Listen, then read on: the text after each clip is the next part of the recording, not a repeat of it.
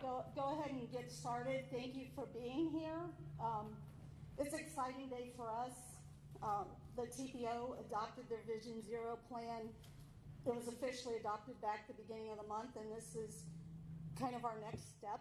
So we're real excited to present tools to you that we created during our action plan process in hopes that you'll join us on this road to hopefully zero serious injuries and fatalities.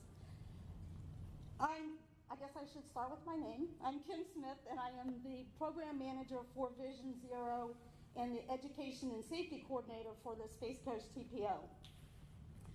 As we move through today, you're going to hear several speakers, and we're going to ask that you hold your questions until the point on the agenda where we have a question and answer period. So if somebody early on sparks a question, write it down, or I know I would have to write it down. So, and then you'll be able to address your questions to any of the speakers that you would like. Before I get too far into the program, I do have to recognize we would not be here today if it wasn't for a special group of people. And that's our Vision Zero Task Force. They came from these agencies. I don't want to put the names up there because I was afraid that I would miss somebody. We do have two of them in the room today, so Arlen and Abigail, if you want to give a wave. But these people worked really hard for about a year to get our action plan together. Oh, Terry too. Sorry, Terry. See, that's why I didn't put names on the slide. They worked really hard, and of course, just like with everything else, working through COVID, having to change how we do meetings to get our action plan together. So we really thank them and appreciate them for their hard work. So Vision Zero is a fundamentally different approach to looking at roadway planning and traffic safety. It's based on the idea that serious injuries and fatal crashes are preventable and can be eliminated. It's a multidisciplined, data-driven approach with the goal of eliminating our most serious crashes. In Brevard County, between 2014 and 2018, 412 people died and 2,931 people were seriously injured on our roadways. One would have been too many. Even more disheartening is that injuries and fatalities caused by traffic crashes are 100% preventable. With the July 2020 adoption of the Space Coast Vision Zero Action Plan, the TPO joins the Federal Highway Administration, Towards Zero Death Initiative, and the Florida Department of Transportation's Driving Down Fatalities program in committing to a goal of zero traffic death. Today, as we unveil the Vision Zero Municipal Toolkit, the TPO is hopeful we are providing you with an effective blueprint to help us move towards our goal of serious injuries and fatalities on our roadways. As mentioned before, Vision Zero is a fundamentally different approach to traffic safety, and change is rarely easy. It requires hard work and overcoming resistance to new ideas. In order to move forward, we have to realize that when it comes to traffic safety, what we're doing now is not working. We all have a part to play, and it starts with changing the way we think about traffic crashes and traffic safety. When crash statistics are reported, it is done so using numbers and percentages. Crashes are seen as acceptable consequences of traveling on our roadways. Those numbers or percentages have much more meaning than a statistic or a consequence. They are family members, friends, and members of our community. Their injuries or loss of life have lifetime effects on their lives, and of course I can't turn my page. Sorry about that. And, excuse me, they have lifetime effects on their lives and the lives of those they leave behind. Everyone has a right to arrive at their destination safely. As engineers, planners, law enforcement, and safety advocates, we have to do a better job of making our roadways safer. If we do our part, we can eliminate our most serious crashes and reduce heartache in our community. now, I'm going to introduce our first speaker, and I have to say, I've had an opportunity to work with this person for, I don't know, it was about 3 years now. And the opportunity to introduce her today is a really special honor for me. She's an inspiration to many and an outstanding example of what passion and hard work can accomplish. In a recent advertisement for their podcast, Ford Driving Skills for Life called her the busiest working woman in Florida. And from what I know, they weren't lying. I have to agree with them. Melissa Wandall is the president of the National Coalition for Safer Roads, a campaign ambassador for Alert Today Florida, and the founder and president of the Mark Wandall Foundation. It is through these organizations she is able to advocate for safer roads and facilitate support for children, teens, and young adults in grief. It is with great pleasure I introduce my friend, Melissa Wandall.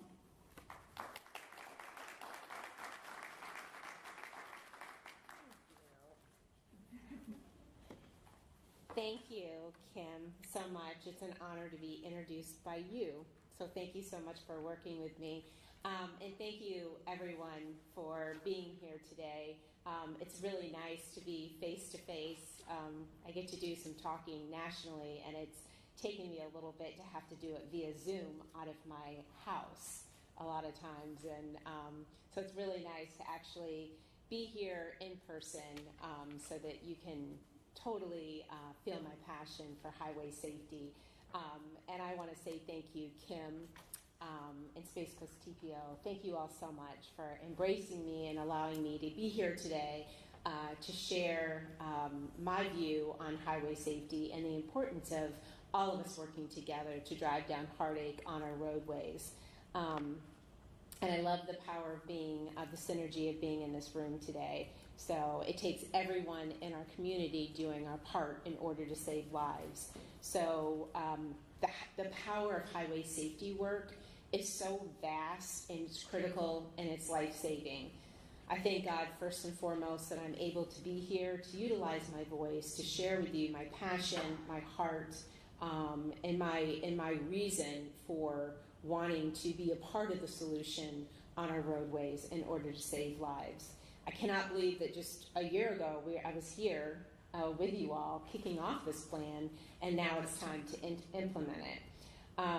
We can talk all day long on resources and how to save lives and resources to save lives, but if we don't actually implement the plan and follow through with the plan, take action, hold our investors accountable, hold our policy makers accountable, then we will never get to zero. And that's the goal of why we're here, isn't it? First of all, is so we can get to those 0 deaths on our roadways. Human lives matter. A lot of times we hear statistics and people don't understand. I think everybody in this room, especially law enforcement, understands that these statistics are actually human lives. And so we have to do a better job of letting people understand when we're talking statistics, we're actually talking about people that have been seriously injured or died in these crashes that have lifetime effects. And so I hope that you'll walk with me as I share my personal real-life story today that will showcase the power of authentic advocacy, the importance of cultivating connection with our policymakers and sustaining those relationships, the importance of collaborations with like-minded individuals and organizations in order to make change and drive down heartache on our roadways. We must humanize these numbers of people that have been seriously injured or have died due to roadway tragedy. Not one crash should ever be okay. October 24th, 2003 was just an amazing time in my life. My husband and I had been married for 1 year and 5 days. We had just moved into a brand new house that just 3 months prior that we had built, and it was our starter home, and we were very excited. My brother was living in New York at the time. I actually live in Bradenton, Florida. I did then, and I still do to this day. And we were just at a time in our lives where we were fulfilled, ready to start our lives. We did a lot of things in our community, but we were very fortunate to have one another, and very grateful for our lives. And I was working on October 24th, 2003, and if anybody knows the Sunshine Skyway Bridge, which I'm sure everybody does, is I would drive over that every day. And I was 9 months pregnant on October 24th of 2003. And for a couple of weeks, my husband just kept saying, can you just stop driving over that bridge? You know, enough is enough. I don't want to hear that you've had this baby on top of this bridge, please. And so that day I had tidied things up at work and was truly ready to surprise him that night and tell him that, hey, I'm done, you know, I'm going to work from home. And so it was really a day of preparation, and I called him and I asked him if he wanted to go out to dinner that night so I could tell him. And we hadn't been out to dinner because of my pregnancy. I couldn't stand the smell of food. And so we went out. So I as the day progressed, I just didn't feel good as the day progressed. And I got home and I had said, you know what, I don't think I can go out tonight. I just don't feel well. And he said, you know, I said, I think you and my brother, Phil, I think you two should go out to eat. And he said, but I love you and I'm going to miss you. And I said, I love you too and I'm going to miss you too, but I'll see you in a couple of hours. We have the rest of our lives to spend together. They went out to dinner, and about 2.5 hours later, just a mile from our home, there was a crash.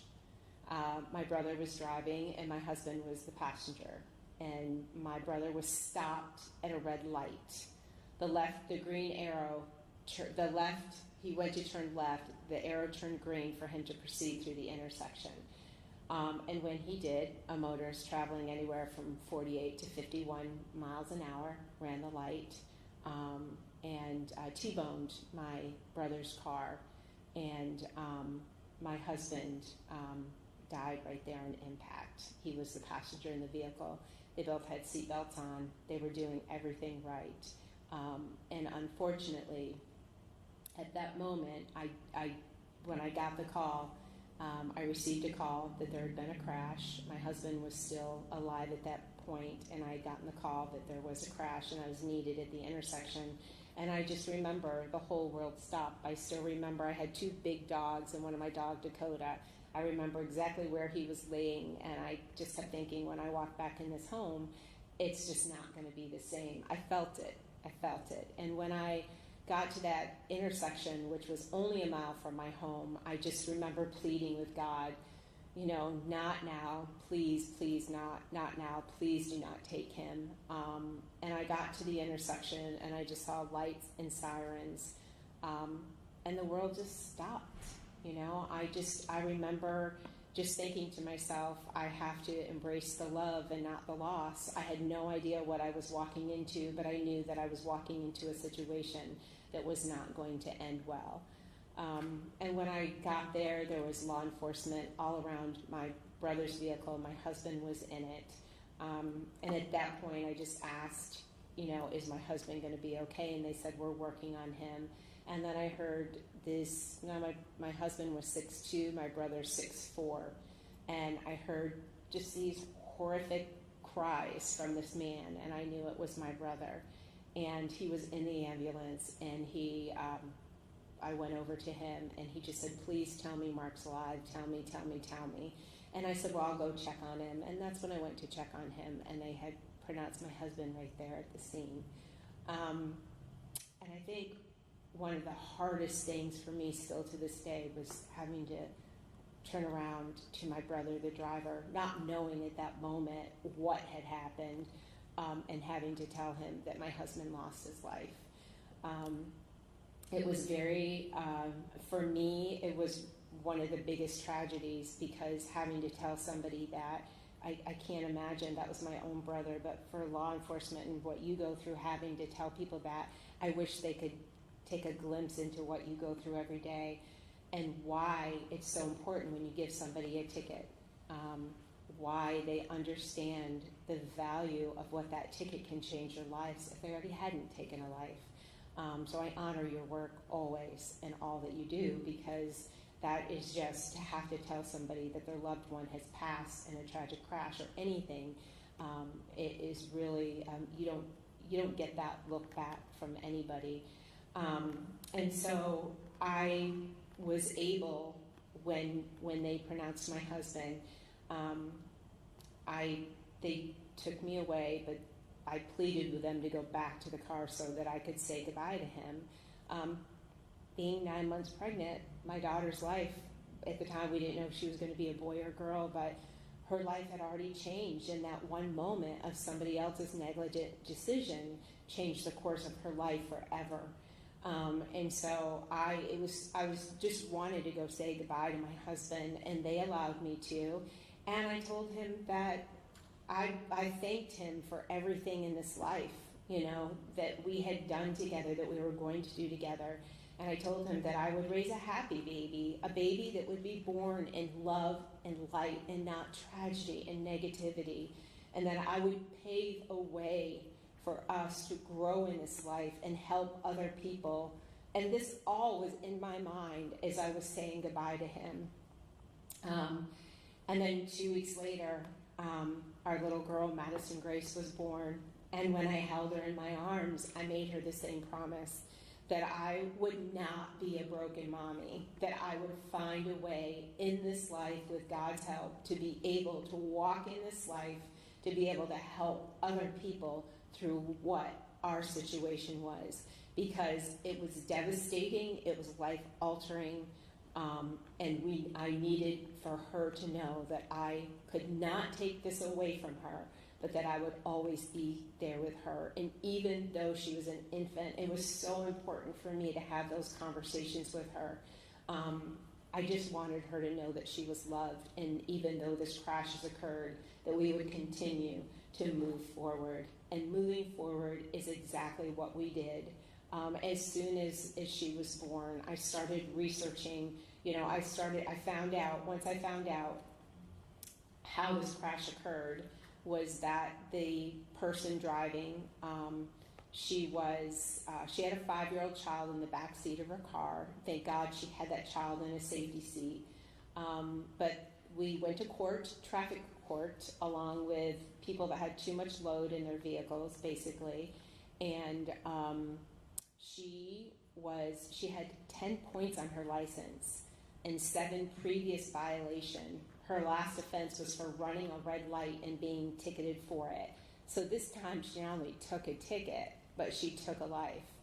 And unfortunately, I left her there. She didn't get it, and I don't think that she ever would, unfortunately. There were so many excuses as to what happened that night, but it was a beautiful night. It was a perfect night. If she had just stopped on red, she would have saved her life from a lifetime of hell too, I'm sure, because being a violator will take you down as well. And so we went to court, and she got a $500 fine in community service. Now, I didn't want her going to jail. I didn't want her being away from her children. That's not the point. The point is for these people to understand and be held accountable, and not being held accountable for that, a $500 fine in community service. The community service, she didn't get done in time, so the judge gave her more time. And then after she did her community service, finally, the judge adjudicated her points. So you can't keep adjudicating these people's points, especially after they take somebody's life. And this is a judge that called me at my home and said, I don't think she really gets it. I didn't know this judge, but he called me that night at his home because he didn't make a ruling until the next day because he didn't know what to do with it. And he was like, he goes, I just felt like she wasn't sorry. And so, but she gets her points adjudicated, so it's okay. Go right ahead, go on with your life. And that's the problem that we have. I understand that you can take people's license away and they're still going to drive. I understand all of that, but until we start holding people accountable, we are not going to get anywhere.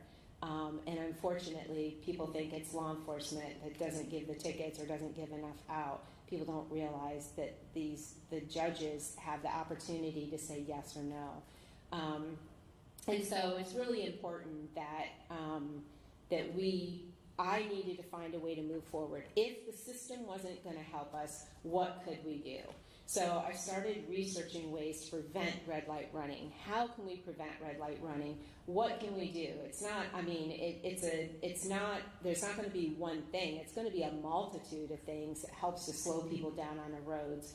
But what is it? And so I started researching the red light safety cameras, how they work, why they work, where are they working around the country, where are they not working, how do you implement them, what are we going to do?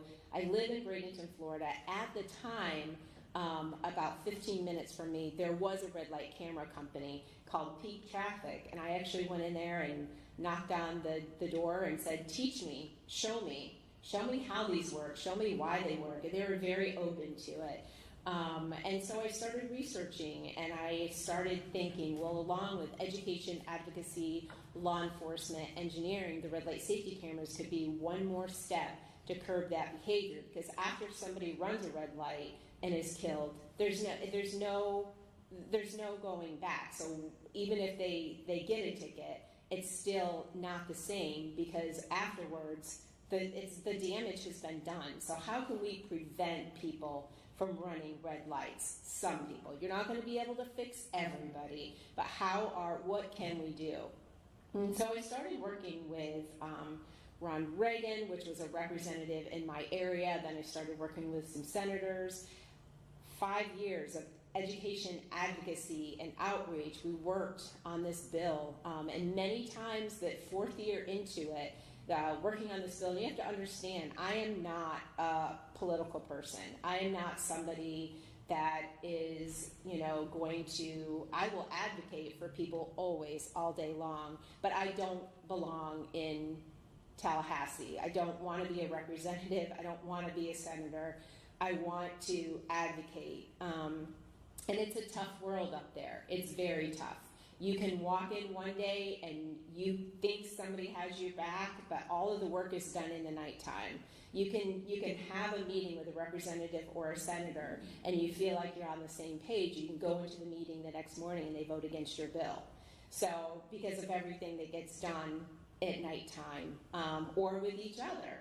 And so it was really a big process of really sharing with people why I believed, it was so important for me not just to have compassion. I wasn't some widow that was up there to cry my story. It was about advocacy. It was about preventing this from happening to other people. It was so other people didn't have to walk in my shoes, as few people as possible. So 5 years of education and advocacy to pass this bill into the fourth year. They were going to pass the bill, but with no signage. And so I was like, nope. As much as I wanted that bill passed, I didn't want to have to go up there for another year, but I wanted it to pass in the right way, with as many good things in that bill as we could. So May 13th of 2010, the Mark Wandall Traffic Safety Act did pass, which allows red light safety cameras in the state of Florida. And so a lot of things that people don't understand is that $10 per ticket goes to 22 level 1 trauma centers in the state of Florida. $3 per ticket goes to the Miami Project to cure paralysis. And so the things that are happening in this bill for Tallahassee is a really good bill. We tried to go back up to change the language on going right on red. But if you change that language, there's an opportunity that they can just take the whole bill and just throw it away. So there's so many things, little teeny things we would love to have tweaked on that bill, but just not able to because of the fact. So May 13th, 2010, the bill passes, right?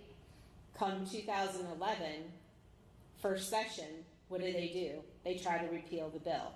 So in 2011, bill passes 2010, 2011, 12, 13, 14, 15, 16, 17, 18, 19, 20. For 10 years, I've gone up to Tallahassee to testify on what this bill is doing in the state of Florida and how it is help saving lives in conjunction with law enforcement, advocacy, education, and engineering. It takes all parts. I'm not ever saying that a red light safety camera is going to save everybody's life, but it reduces the risk, and it is a part of the solution. So this bill passes, we go up into repeal. So this is where our relationship with our partners really matter. When we have to go up into Tallahassee to be able to advocate for these bills, advocate to save lives, advocate to drive down heartache on our roadways, it's great to have everybody involved so that everybody can take a piece of it, so that all this work that we've been cultivating in order to sustain lives does not go by the wayside. We come in every year reducing the risk and saving lives, and that is why this bill passes, doesn't go to repeal every year. One of the things that I have learned about these organizations that are against road safety measures, and they are, it's not just the cameras, there's these organizations that are against mothers against drunk driving, is that they're loud and that they're ugly. They do not do their homework, and they're truly against road safety and against saving lives. These specific organizations and the policymakers to choose to look away at these life-saving measures, they actually do harm, they actually halt change, and they maintain the status quo. Basically what they're saying is it's not a problem that people are dying on our roadways. We have programs, automated enforcement included, that can aid, prevent, and preserve lives. Why in the year 2020 would we want to take those away? 36,560 people died on our roadways in the U.S. in 2018 alone. And unless policymakers are reminded of this, they're going to make some really bad policy choices that will end lives instead of working with us all to save them. My husband, Mark, he was never going to be a statistic, and neither should anyone else's loved one. We must move forward to continue to tell our stories by humanizing these numbers, to make a pledge to share hearts in order to sustain lives on our highways. I would like to take a moment to share one more thing that I really didn't get into detail about, and that's my brother. 2003, he's in that crash, and he was seriously injured. He survived. He didn't survive without being addicted to oxycodone and everything else they gave him for 3 years. Absolutely addicted to it. I pleaded with he was living with me. I pleaded with the doctors to please stop giving him these medications. He's not taking 1 or 2. He's taking 7 or 8. They would shut the door in my face. It's not any of your business. So meanwhile, he's at my home with a crawling baby. What do I have to do? I have to make a decision. Either he has to get out, he has to go someplace else, or either I let my baby, unfortunately, take one of his pills that he leaves behind. So you got that issue. So he gets off that, he gets off those drugs, and now he is in pain for most of his life, but he survived. But he's emotionally debilitated. I really don't know what's worse after these past 17 years, the person that loses their life at that intersection or the person that lives with the pain that was driving, that was not their fault, that was in that vehicle. His whole life has been changed. I got a call last night, he was in the emergency room. The last 3 weeks he's been in the emergency room. The doctors, he's a great worker, he's a great dad, but the doctors about a month ago told him, no more working. You can't work. You can't drive anymore. He's 48 years old.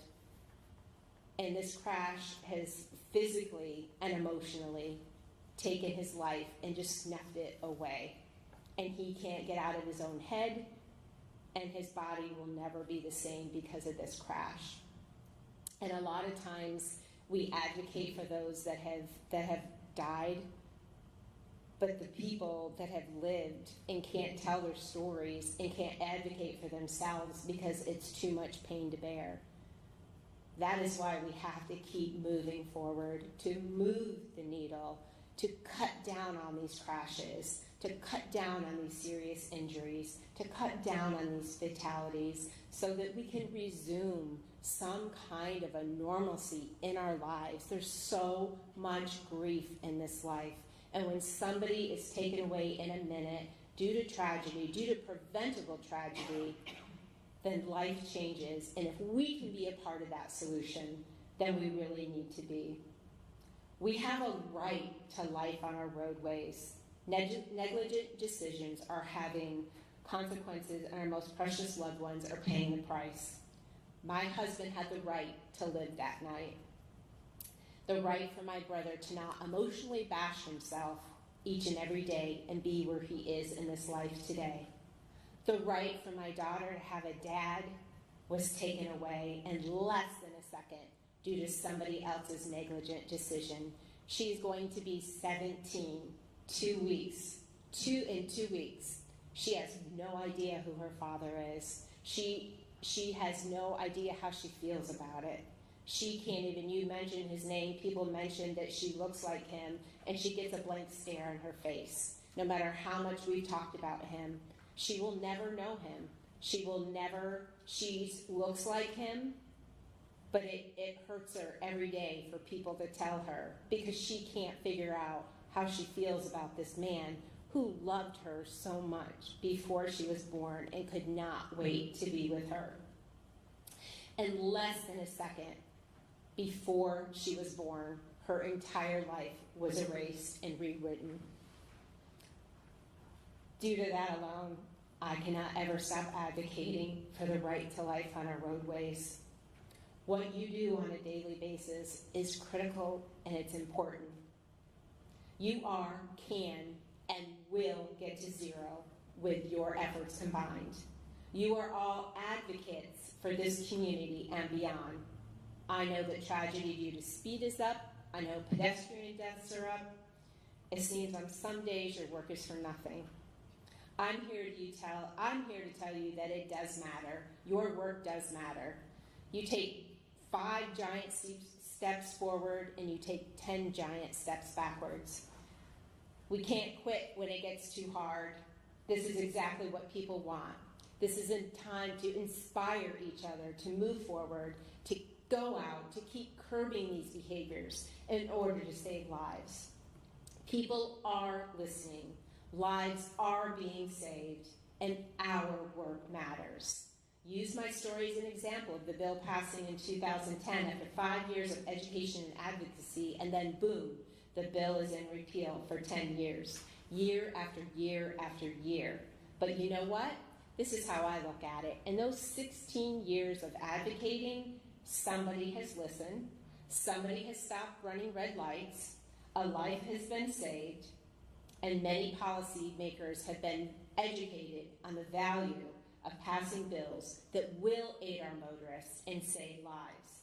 The worst thing happened on October 24th, 2003. I cannot get my husband's life back, but I can take his beautiful life and honor him by never giving up on roadway safety advocacy, and you can't either. I need you. I need you to work with me to continue this work. You may never see it, but believe me, the families that are left unaffected by roadway tragedy, they absolutely get it. If I can offer just a little bit of advocacy advice while I'm up here today, know why you're advocating, know what you're advocating for. You must have compassion for other people's misunderstanding. I say that all the time when I was up in Tallahassee. I'm going to have compassion for their misunderstanding so that your advocacy can be heard. Do your homework.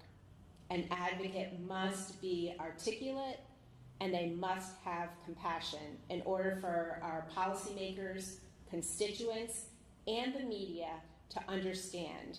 Because if you are not articulate and do not know the answer and just are throwing stuff out there, the media will snuff out all of your good works that you started with in the process. And you can't be an angry advocate. I work with a lot of advocates around this country that are angry because they're hurting, because their loved one died and nobody gives a damn, basically, is the way they look at it. And they are angry. but you can't be angry. You have to be able to know that in order to get to people, we have to be able to talk with them gently with our hearts in order for people to understand it and be open to the messaging. If we yell at our policymakers, yell at our law enforcement, yell at people that are in positions to try to make decisions, then we're not going to get anywhere, and then we're just as bad as they are. So we don't want to foil all of our plans by being angry advocates. And believe me, when I was up there in Tallahassee and even today, I've had people say, well, I hope you're happy that the state's making money off your husband's back. Or do you really think a red light safety camera would have saved your husband's life? I never think about it as would have saved my husband's life. I wish there had been somebody out there that maybe there was an opportunity, but I look at it as going forward. I look at it as taking what I know and what I have and moving forward in order to affect change and save other people's lives. It's actually counterproductive to be an advocate that is not one that sets out to do the right thing in order to save lives. Road safety advocacy is not a whim. If you want to make change, you have to be there in the long run. I never thought 17 years later I would still be standing here. I honestly thought that I would go and pass a bill. I knew it would take a little bit of time, but I really didn't think that 17 years later I would be standing here.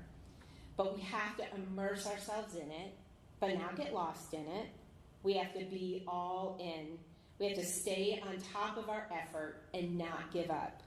We have to remember that every step forward and every step backwards will always be worth it, because in the long run, you're educating people, and educating people saves lives. One more thing that I learned was that people were waiting for me to fail along the way.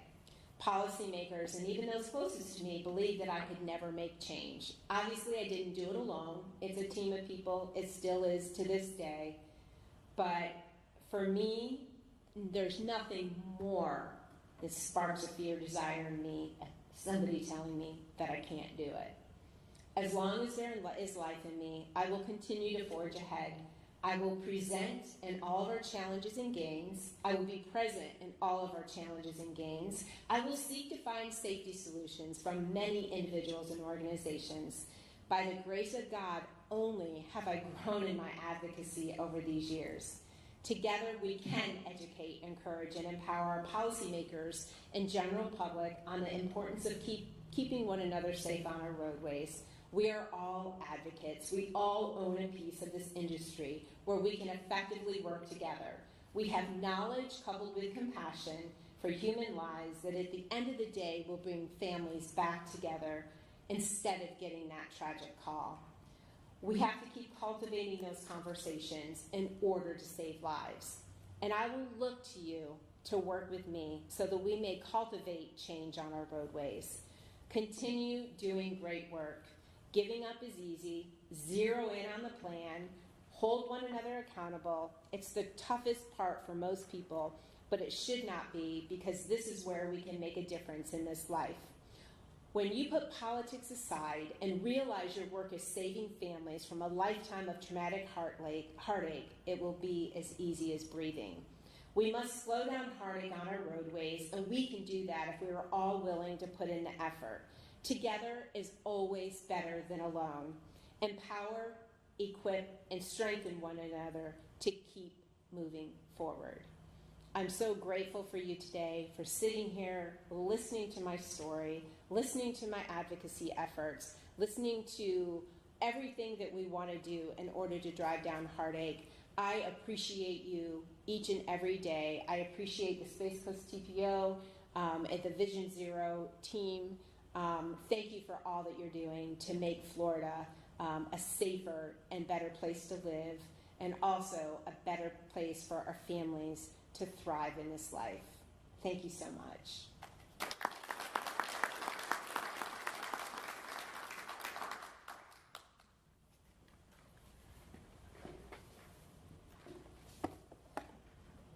Okay, you are taller than me. Just a little.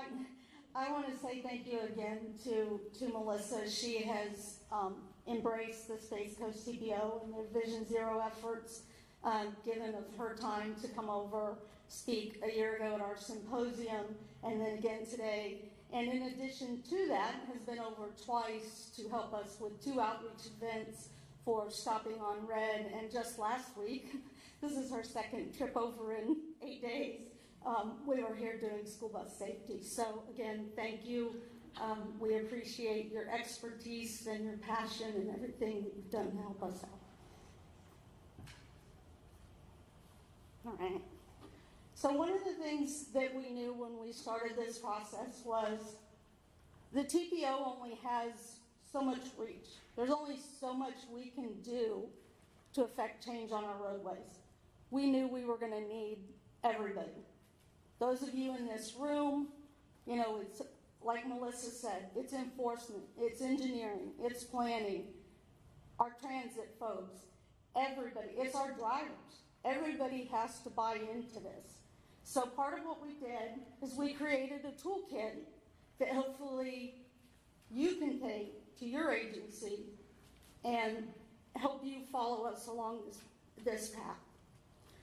One of the biggest things that you'll find when you go to the toolkit is every city has their high injury corridors and networks outlined for them.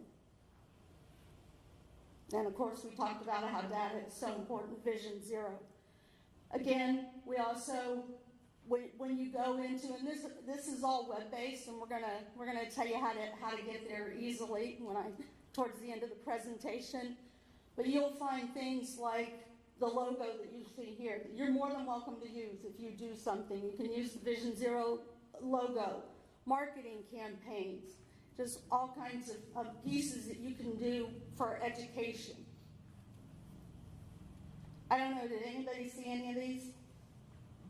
Anybody happen to catch any of these on Facebook? We actually had these 5 graphics that ran during the summer. I know all the TPO people did because it was tied into our website, and if you like the TPO, then you've got all these graphics. But these were our 5 main graphics that ran in a media plan over the summer for 12 weeks, and we got really good response from them. The top 2 ended up being pedestrian safety and the stop on red. So those were the things that people obviously had the most concern about and wanted to look and see a little bit more on. Also in there, you'll find flyers, campaign posters, things like that. It'll just be like a plug and play kind of thing, something that you can pick up and you can use to put out as you need it. Press releases, resolutions, that's how this all started for the TPO. It started with a resolution to do this work. Sample action plan. Our action plan is in there. There's another action plan in there, and you're also at your place today. We'll see that you have a copy of our action plan. And there's also a sample letter from elected official, which is always a good place to start when you're starting out. You'll find in there, again, an action plan, timelines, your high injury network, and resources to some of the national Vision Zero resource pieces. There's some great stuff out there.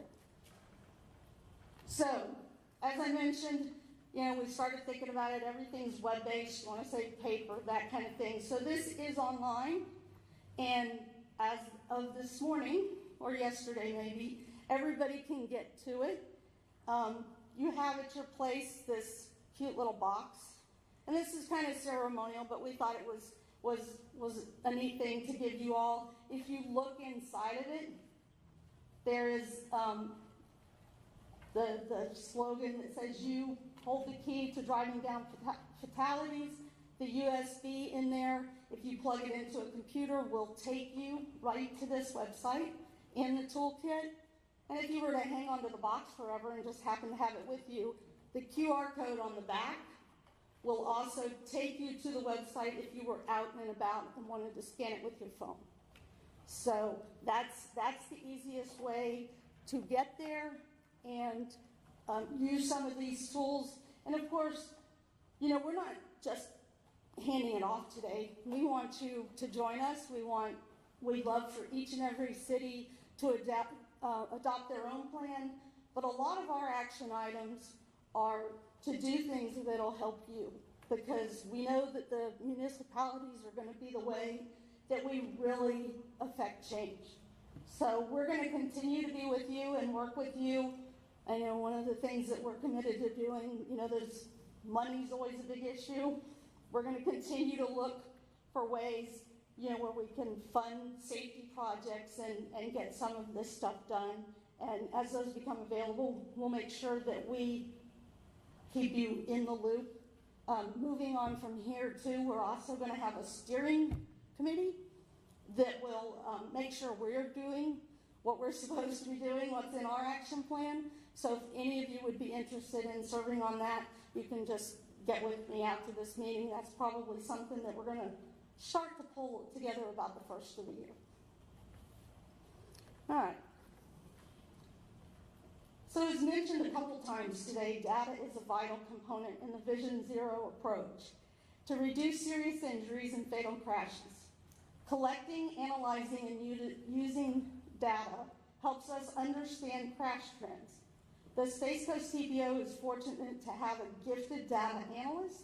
Her Vision Zero crash dashboard will help agencies identify those areas that should be reviewed for safety improvements and enforcement. Please welcome, and I messed it up even though I told you to tell me how to say it, Chelsea 14, Space Coast TPO GIS Transportation Data Analysis. Analyst, I guess it is. Thank you, Kim.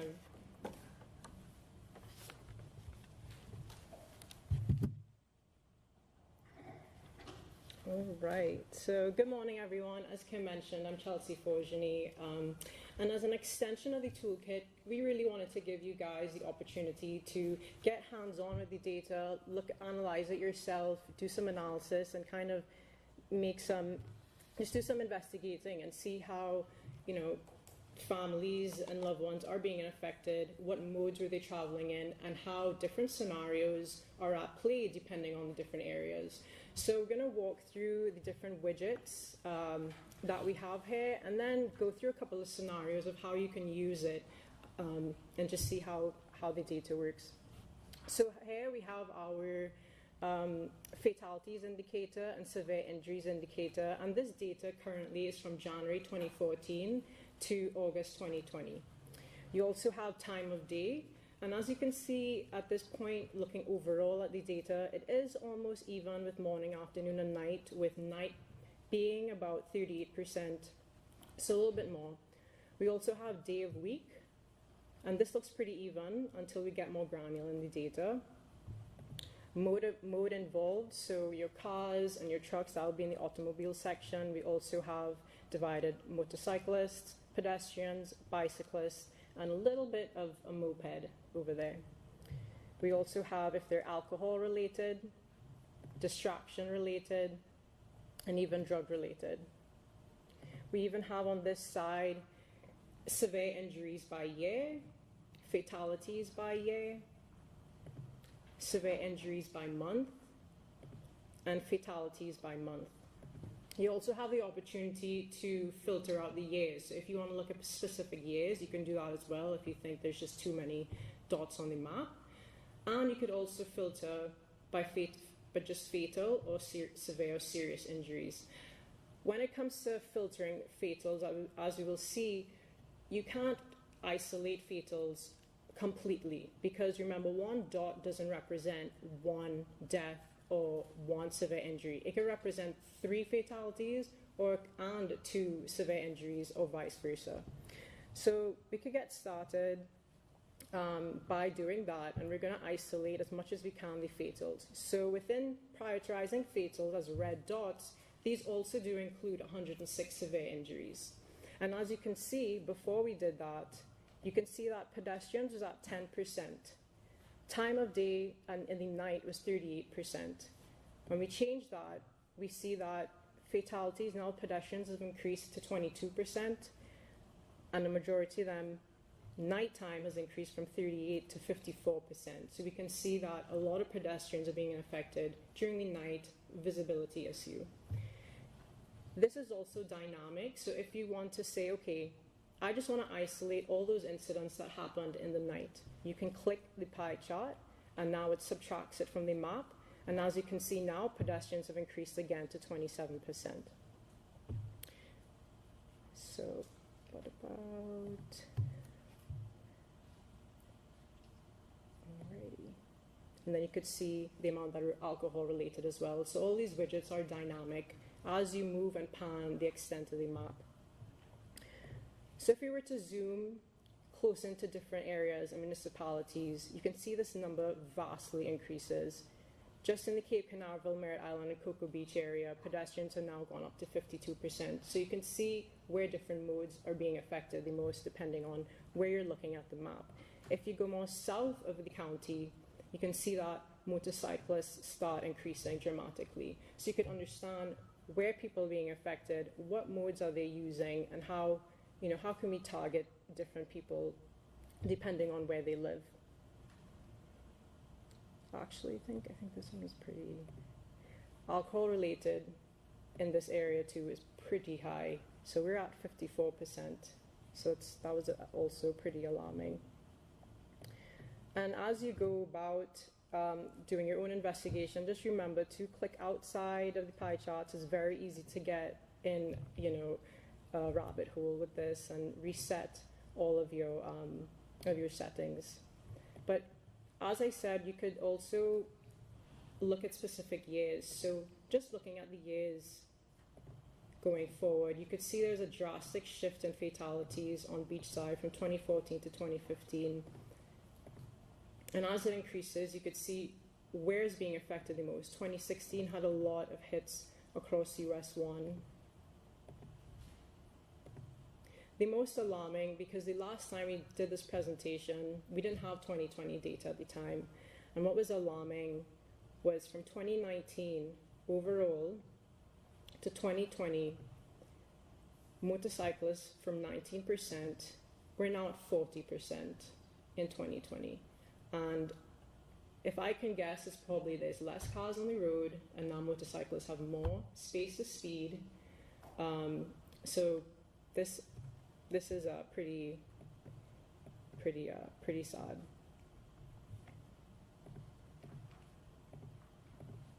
All right. So the next thing I want to give you guys a look at is the day of the week. So if we zoom in specifically to the Satellite Beach and Indian Harbor area, what day of the week do you think was the most popular day for incidents to happen? Just anyone, give a guess. What day of the week do you think most of these incidents happened on? Friday, Saturday.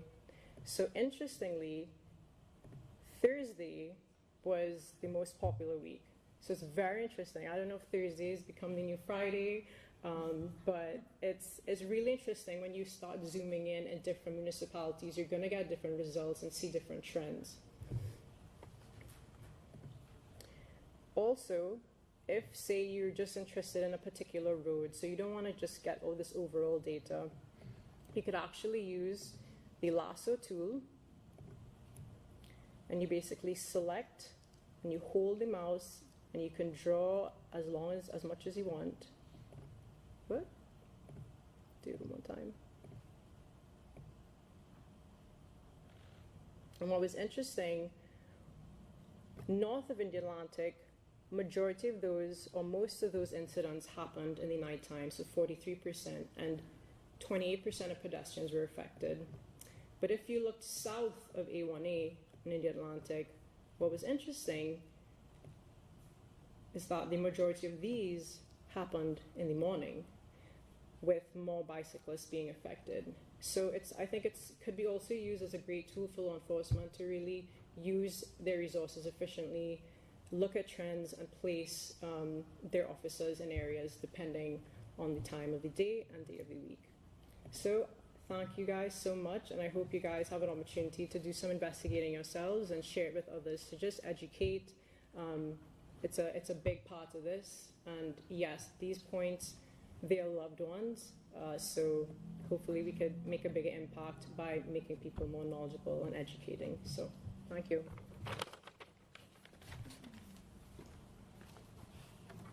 Thank you, Chelsea. That's amazing, amazing product, and I think it'll be useful to the folks in the room.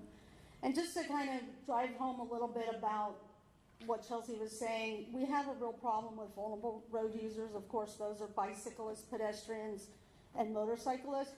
At the Community Traffic Safety Team this week, it was reported that Brevard County's had 7 fatalities in the last month.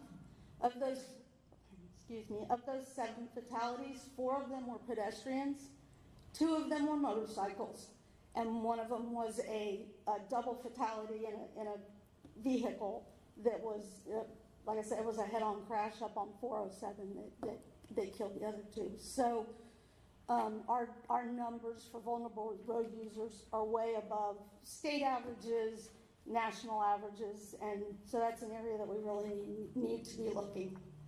Just to let you know, since we're trying to give you all the information we can, this piece is not linked on your USB, but you can get to this from the Vision Zero section of the Space Coast TPO page. There's a whole Vision Zero section that has everything we've done to date, and that is where this, and it's really obvious. I think it's listed as crash data board or something, that dashboard that you can find it. Next up on the agenda is Space Coast TPO Executive Director Georgiana Gillette. Under her leadership, the Space Coast TPO has established safety as its #1 goal. When we kicked off Vision Zero in September of 2019, Georgiana remarked, "If our community wants to succeed at Vision Zero, we need to acknowledge that business as usual is not enough and that systemic changes are needed to make meaningful progress." That statement is still true today, but the Space Coast TPO can't do it alone. Everyone has a role to play, and to talk a little bit more about that, I present Georgiana Gillette. Thank you, Kim. I will say that I don't believe in accidents or coincidences, so the fact that Melissa was brought into our lives for this particular plan, I think, has just been exceptional, and I think it's given us the teeth that it needs to really kind of propel and move this plan forward, because we do want to make a difference. And so thank you, Melissa, for being with us along this venture. Thank you. All right. So I just want to thank you for being here this morning. I know that you all are so very busy. Now we have an action plan that was developed specifically for the TPO, and it outlines really how we're going to achieve the goal of 0 fatal and severe injuries on our roadways. More than a year of collaboration led by the task force and community and agency partners, but we need your help. It involves you too. We need the leadership across all of the agencies that are here today, because really, I think all of you know that our success as an MPO and TPO really is dependent on the attitudes of the public and our elected officials pretty much in everything we do. And I'm sure it's the same, on your level as well. I know it is. But the TPO is really in a unique position. We are conveners. We bring the region together to talk about those issues that we need to talk about as a region, as an area.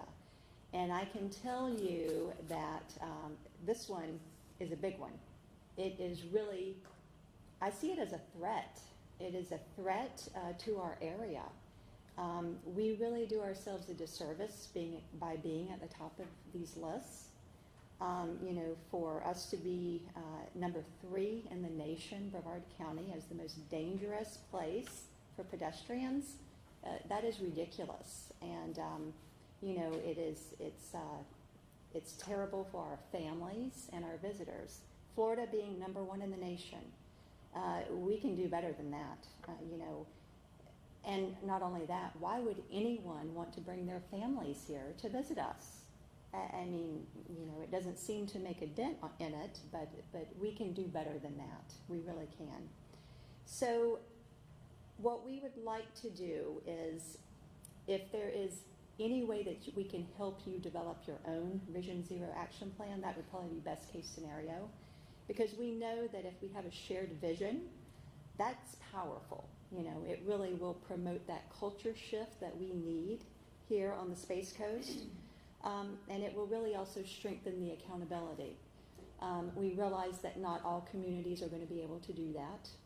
However, we are asking you to really have those conversations about safety with your staff, your city managers, your elected officials when the opportunity presents itself. I mean, there are always opportunities. There's going to be projects that come up. There's going to be roadways that are going to be, that may be high crash areas. Every time you have an opportunity, you mentioned the TPO's name, the Vision Zero Action Plan. Our elected officials, we have 19 elected officials on our board. They set us up down this road. They said, you need to develop a Vision Zero action plan. So you can use that perhaps as your leverage. You've adopted this plan. This is what you've directed the TPO to do. So anything you can do to leverage that with the elected officials, that's going to be really, really important. We're constantly trying to educate our members, our committee members, and our governing board members. In the new year, after the elections, what we are planning to do, and Laura and I have talked about this for a while, is that we want to have a champion on our governing board. Each one of our emphasis areas that they told us we need to be focusing on, safety is the biggest one. We would like one of our elected officials to be a champion, and I think it'll give it more teeth. We need to have that, and so that is something that we are planning to do, and this person can actually get out there and start talking about it. Having an elected official discussing these issues whenever there's an opportunity is really going to be a lot more powerful than just me getting up there and talking about it, or even you folks. So I think that'll be really, really important. Engineering is going to be a challenge. There are many FHWA proven countermeasures out there that actually have the data that backs up the safety, roundabouts, road diets, crosswalks with rectangular rapid flashing beacons, but yet, those are dirty words at times, depending on what area you're in. And there's a time and a place for each one of those. You can't just put those type of treatments everywhere, but we have to continue to do the education with our elected officials. We need to get behind the DOT on some of these countermeasures that they say is going to make a difference, especially on state roads. If we don't, and we keep saying no, we're not going to get where we need to be. That's going to take leadership to do that, and that's where I think we really need to work on the elected officials. Of course, we have to continually educate our citizens. We try to do it every time we get in front of them in every way we possibly can. We were at Laura and I were at the MPOAC meeting yesterday in Orlando. That's where the 27 MPOs get together to talk about regional issues. And FDOT Secretary Tebow was there. And he talked a lot about safety. And, he said one of their vital few is what DOT calls it. One of their areas is safety, Vision Zero. And he said no matter what they do, they can do all the engineering, the education, and the enforcement, they still have 10 people a day dying. 10 people every single day. And so they are looking at they have to do something different. And so they're looking at what type of bold moves can they make to bring that number down. And I think we are in the same boat here. We're going to have to really make some bold decisions about what we're doing. He also mentioned the highway safety improvement funding, and he did give a number which I thought was very interesting. DOT in 2018, it was $155 million dollars allocated to complete 391 projects. The Highway Safety Improvement Program money is federal money, and you can use that money off the state highway system. So now I realize that each one of the local governments that may want to apply for this type of funding, you have to prove that there's a safety issue. Typically, I think you have to show 5 years worth of crash data, but we have Tony Nasi, who is the DOT in the safety office. Before you have to develop the whole package, he can review it. So I would encourage everyone, we can help you through that. If you want to send it to us first and say, I think we have a problem here, here's some information on it, we will be more than happy to send that through Tony Nasi and have him just take a look at it, get that gut reaction if this is actually a project that's worth going, moving forward, to try to get your hands on that money. Of course, it is federal money, and of course, with federal money there are strings attached, but we're going to have to think outside the box here. Anything we can do to help, just know that we're there. Kim mentioned the community traffic safety team meet every month, and you can send an issue, an area to Kim. She'll put it on the agenda, and we'll talk about it. The DOT staff is there. They can run it up through the safety office. Just know that we're here to help in any way, because we know how busy you all are. You're pulled in 15 different directions as well, and so we want to do what we can to help. And let's see. We've talked internally about possibly looking for ways of incentivizing projects that may fit Vision Zero principles. We're still kind of fleshing that out a little bit to see what we can do on a TPO level. And I would just say that the most important, I do believe that this is probably the most important plan we've ever done. I've said that before, because really it has the potential of saving lives. So thank you so much for your time, and just know that we are here to help in any way we can. And I think that we can make a huge difference. And I'm really excited about, I'm excited about moving forward and seeing where we are a year from now and how we're going to make progress to this effort. So thank you very much. Thank you, Georgiana. So now we're going to open it up for questions. Chelsea, we'll go ahead and have you come back up here if you don't mind. We are recording this today, so if you do have a question, if you can step up to the mic that Steve is setting up now, we'd appreciate it.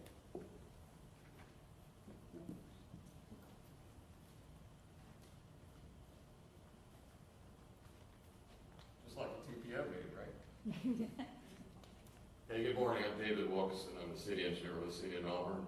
I had a couple of different questions. Number one, Georgiana, did the TPO governing board get to hear Melissa speak? I know it's longer than normal. Yes, whenever we had the big kickoff meeting, all of our elected officials were invited. Unfortunately, we did not have all of them show up. I wish they would have, because it was extremely powerful. You could, hear a pin drop in the room, but it made such an impact for the ones that were present. Yes. Great, thank you. And Melissa, I had a question for you. I know there's a commercial on TV that's pretty impactful, where a reporter interviews a young man and asks him how many deaths are acceptable in a highway a year, and he says 50 or something like that, and they walk out 50 of his family and friends, and he's like, wow. Yes. Now, is that something that your organization sponsored? That is Alert Today. That's Alert Today, Florida. So they, it's the national, it started out, the National Safety Council did one similar to that probably about 4 years ago, kicked one off, and then Alert Today Florida went ahead, and they're the ones that are putting that out, which is a FDOT coalition. Yes. Great. Yeah, and it's great, because that's exactly, that really shows that it's not acceptable. Okay. Well, thank you for what you did. Really appreciate it. Thank Thank you, you. TPO, for organizing this. Appreciate it. Thank you very much.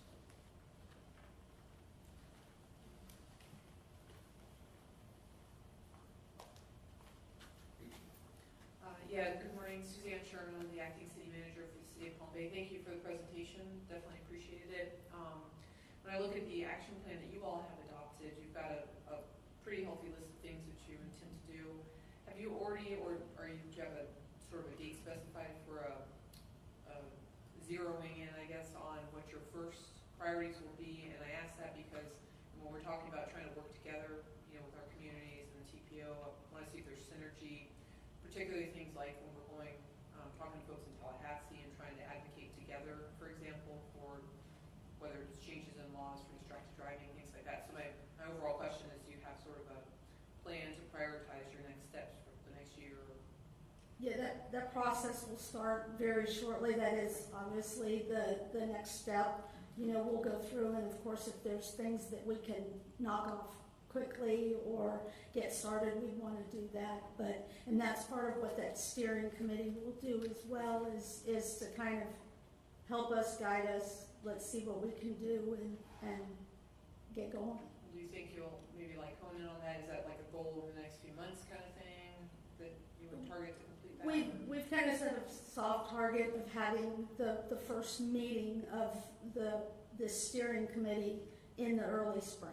Got it. And actually, today is actually our first kind of event, you know, after adoption of the action plan, and that was to get this information in the hands of all our agencies and municipalities. So we will continue to work on it. Developing the action plan was the easy part. Now the work begins. With you. All right. Thank you. Good question. Thanks, Susan. Anybody else?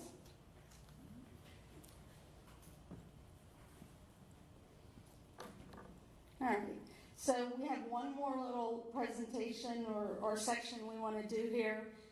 This date was chosen actually because it is the first day of Mobility Week, and we have a whole week of things that we're going to do coming out of this meeting. And to tell you a little bit about that, I would like to bring up Abby Hemingway.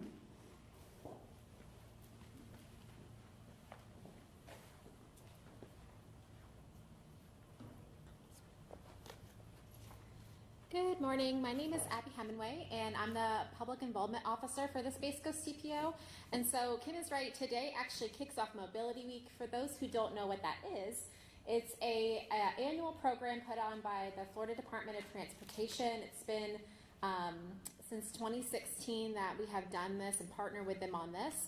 And the whole week is about getting out of your car, and which is everyone's primary method of travel, and choosing a safe, efficient transportation choice. So it's really educating the public about different modes of transportation. So whether that's getting out on your bike, walking, which we actually know people have been doing a lot more of in the pandemic, but also using transit and really educating them about the different choices that are available to them and what our community has to offer. So this year, it used to kind of be that Central Florida was really participating heavily in it, but this year, this is the first statewide celebration where many MPOs, TPOs, transit agencies are getting involved. So I'm just going to briefly showcase what we have. It's a week-long event, and this is typically a face-to-face outreach week of events. So, of course, with COVID-19, this has kind of thrown a wrench into our plans, but we're really excited about some of the events that we have planned. We also partner with Space Coast Area Transit, and they host their own events as well. So this is just kind of a bird's eye view of some of the events, but I'm just going to walk through these. So of course today we had this event, but at the same time, Space Coast Area Transit is kicking off their 10 days of trolley. For those who don't know, Space Coast Area Transit is bringing it beachside trolley service on Route 9 back to Brevard County. They're really excited about it. We're excited about it. You haven't seen the trolley in person. It's beautiful. Has an old San Francisco bell that you can ring. So they are doing a whole campaign on top of having an event this morning with elected officials. Their route starts tomorrow, on Saturday, tomorrow, and then they'll also be doing a social media campaign to educate locals. And then tomorrow on Halloween, this normally falls in the week of Mobility Week, and we as an agency go out and participate by handing out safety materials. Halloween is one of the nights where kids are hit the most because of lack of visibility. It's starting to get darker with the time change. So Kim is normally our person who goes out and hands out safety materials, and this year she is participating in a drive-through trunk or treat with City of Melbourne, and she has some awesome things planned to hand out at that event. Early next week, 2 events that are happening. One, Space Coast Area Transit will be offering free fare all day long on Election Day the 3rd. And so that's awesome. They can view maps and they can give the ride line a call if they're interested in that. It's actually been shared throughout our community very heavily.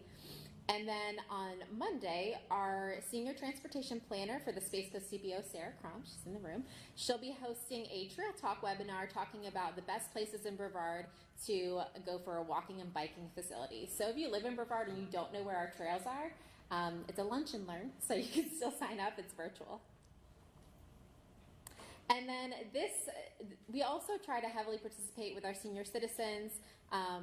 Normally they have face-to-face expos. This year that's a little different. Space Coast Area Transit is participating in a drive-through one. Their Volunteers in Motion will be handing out items there. And then next Wednesday night, Kim and myself will be partnering with the City of Indian Harbor Beach Police Department. We'll be doing another pedestrian safety awareness event. We'll be waving stop for pedestrian signs and talking to people on the streets. We've actually done a few of these RRFB pop-ups is what we call them. We're educating about the newly installed rectangular rapid flashing beacons on A1A. And we've done a couple in Satellite Beach. They've been really successful, and now we're partnering in the Indian Harbor area. And we'll be doing it in the evening to raise awareness about that time change that's happening. And then next Friday, I will be doing a Twitter chat on our Twitter handle. So if you don't follow us, shameless plug, you should. There's our handle right there. And I'll be talking all about complete streets, what they are, why they benefit our communities. We have a couple of videos. We have lots of photos that we'll be sharing. And these are just some of the ones that we'll be calling out because they're completed. We still have some work to do on other ones. But not far from here, we have Peachtree Street and Florida Avenue, which are beautiful, and they've brought a lot of economic development to this city. So we'll be talking all about complete streets, which are designed for all users, by the way. And then to close out Mobility Week, Space Coast Area Transit will be partnering with the State Fair from November 6th to the 22nd. They'll be offering a discount for transit riders if they show their ticket. So basically, Mobility Week is really about just raising awareness about the different transportation options that are out there. And you don't have to host an event to do that. You can share about the benefits of walking, biking, letting people know about the different transit routes that might be in your community. So we ask that you help us participate in mobility this week. It's really easy. If you don't want to create your own content, you can always go on our pages and help us share the word. And with that, make sure you stay connected.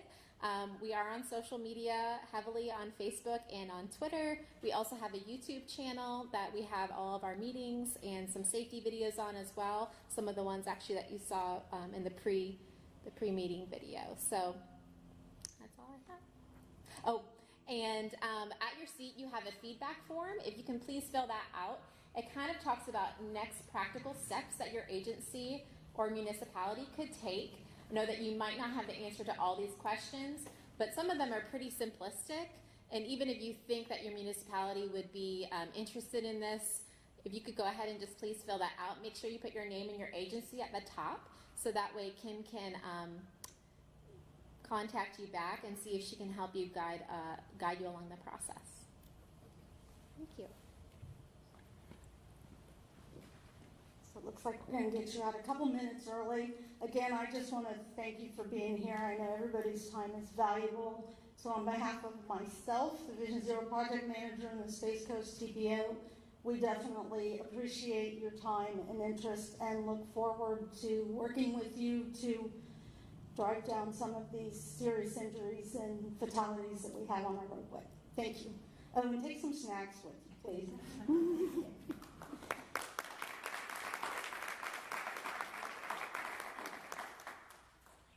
And the feedback form. Yes. Yeah, you can just leave the feedback form at your place and we'll pick it up.